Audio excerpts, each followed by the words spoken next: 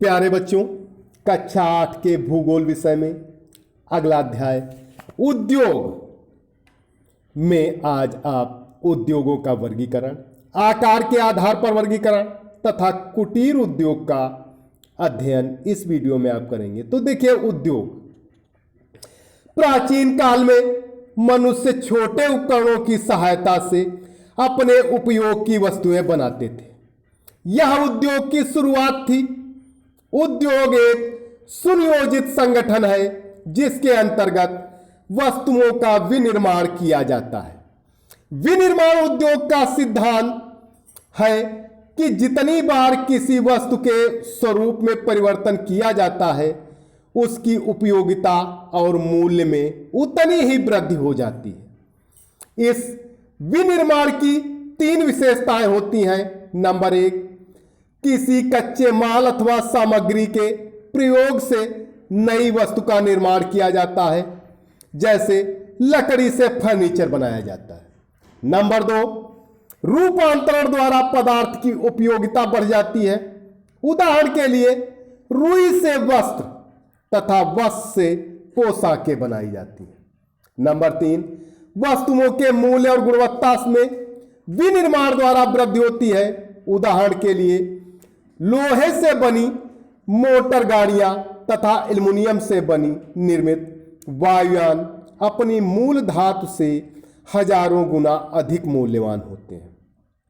इस प्रकार यह स्पष्ट है कि प्राकृतिक संसाधनों से प्राप्त कच्ची सामग्री को उद्योगों द्वारा रूप परिवर्तित करके अधिक उपयोगी पदार्थ बनाए जाते हैं, जैसे लौह अयस्क से बना इस्पात, फिर इस्पात से बनी मशीनें, बॉक्साइट धातु से बना एल्युमिनियम और एल्युमिनियम से निर्मित बर्तन, फर्नीचर आदि विभिन्न औद्योगिक वस्तुएं हैं, जिनके मूल्य में अनेक गुना वृद्धि हो जाती है और उनकी उपयोगिता भी बढ़ जाती है।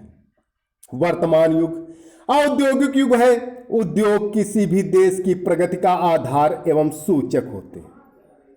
संयुक्त राज्य अमेरिका, यूरोपीय देश और जापान आदि देश उद्योगों के बल पर ही विकसित माने जाते हैं।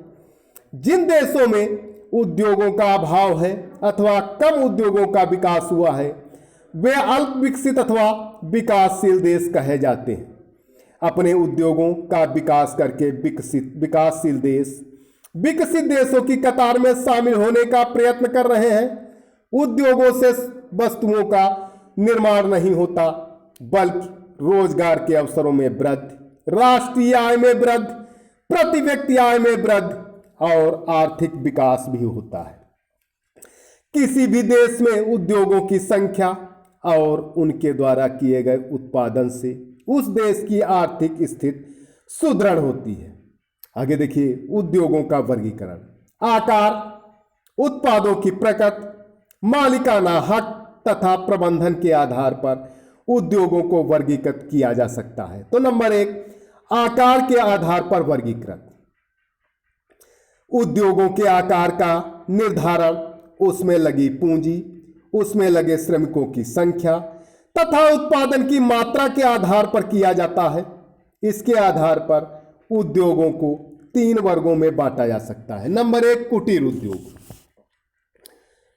कुटीर उद्योग वे उद्योग होते हैं जिनमें न तो अधिक पूंजी लगती है और न ही अधिक श्रमिकों की आवश्यकता होती है।